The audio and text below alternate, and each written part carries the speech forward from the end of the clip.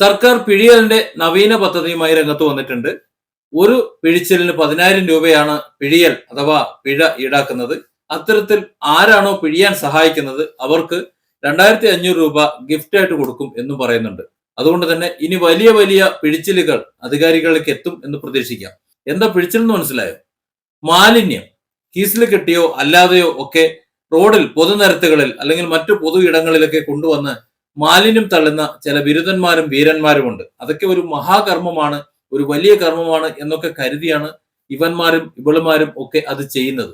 എന്നാൽ അമ്മാതിരി പരിപാടി കാണിക്കുന്നവരെ ഒളിഞ്ഞിരുന്നായാലും നേരെയായാലും അവരുടെ മുഖം കാണുന്ന വിധത്തിൽ ഒരു ഫോട്ടോ എടുക്കുക അല്ലെങ്കിൽ ഒരു വീഡിയോ എടുക്കുക, അതുമല്ലെങ്കിൽ അവരുടെ വാഹനത്തിൽ കൊണ്ടുവന്ന് തള്ളുമ്പോൾ അവരുടെ വാഹനത്തിന്റെ ഫോട്ടോ അല്ലെങ്കിൽ അതിന്റെ നമ്പർ അടക്കമുള്ള തെളിവടക്കമുള്ള വീഡിയോസ് ഫോട്ടോസ് എടുത്ത് വാട്സപ്പ് ചെയ്തു കഴിഞ്ഞാൽ അവരിൽ നിന്നും ഈടാക്കുന്നത് മിനിമം 10,000 രൂപയാണ്. ആ 10,000 രൂപയുടെ ഒരു 2,500 രൂപയോളം അവർക്ക് കിട്ടും എന്നത് സത്യത്തിൽ തൊഴിലില്ലാത്ത നമ്മുടെ മലയാളി സമൂഹത്തിന് തൊഴിൽ എന്ന നിലയിൽ, ഒരു വരുമാനം എന്ന നിലയിൽ ഒരുപക്ഷെ ഉപകരിക്കുമെന്നാണ് തോന്നുന്നത്.